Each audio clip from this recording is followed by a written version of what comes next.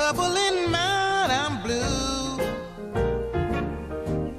But I won't be blue always, 'cause the sun's gonna shine in my back door someday. Bonjour Brigitte Fanny. Borderline, Oui. c'est un terme qui est d'actualité, souvent utilisé d'ailleurs à tort et à travers, mais qui désigne une réalité médicale. D'ailleurs, 3-4% même, je crois, de la population souffrirait en France de ce trouble de la personnalité. On en parle aujourd'hui parce qu'il y a un livre qui vient de sortir sur le sujet et qui nous éclaircit. Exactement. Alors, vous l'avez dit, c'est un terme courant, un anglicisme courant dans la... Qu'est-ce que j'ai dit, moi, qui nous éclaircit? N'importe quoi. Changer de couleur.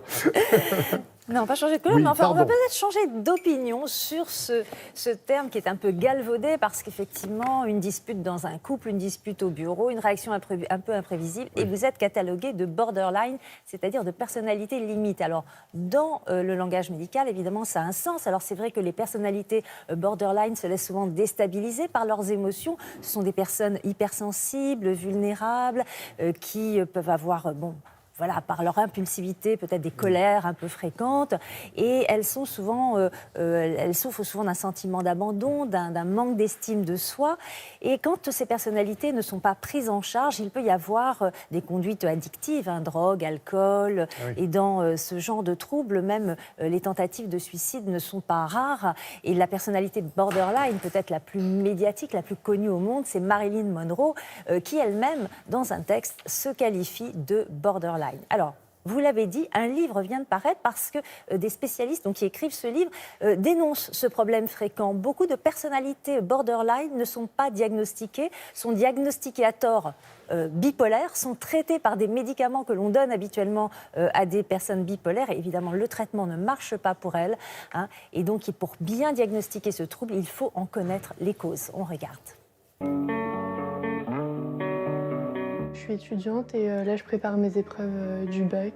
On m'a diagnostiqué une personnalité borderline il y a 1 an à peu près, quand j'étais à l'hôpital suite à de nombreuses crises d'angoisse.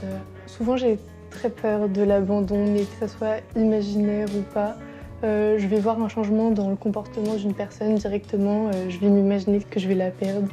Et aussi niveau frustration, quand quelque chose qui ne va pas se passer comme j'ai envie, il va y avoir des montées de colère très très violentes, où je vais tout casser, ou alors je vais taper dans les murs, mais ça retombe très vite.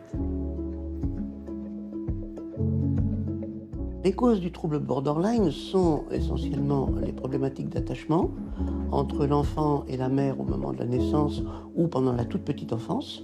Puis une deuxième cause, c'est un environnement insécure, fait de violence, dont l'enfant est témoin ou victime.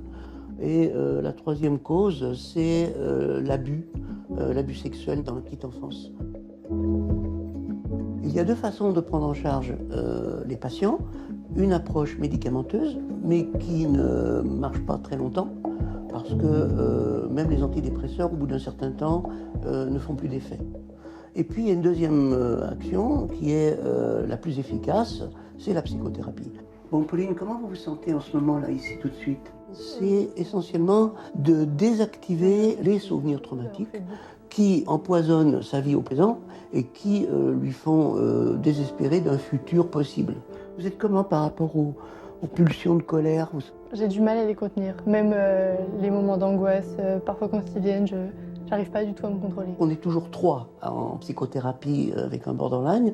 Il y a le patient adulte, avec le thérapeute, et on parle de l'enfant.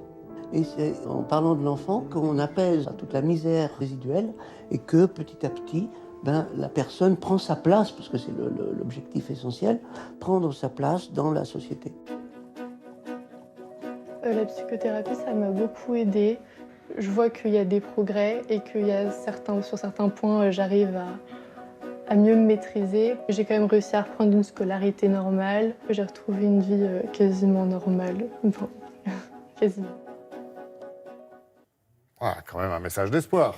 Bien sûr, et ce livre d'ailleurs est un message d'espoir parce qu'il montre que quand on est pris en charge par des professionnels de santé qui connaissent bien ce trouble, eh bien on peut quasiment guérir, en tous les cas bien maîtriser ce trouble de la personnalité. Donc je vous conseille ce livre du docteur Patrick Menu et Pierre Nantas, Le système borderline, et c'est aux éditions L'Harmattan.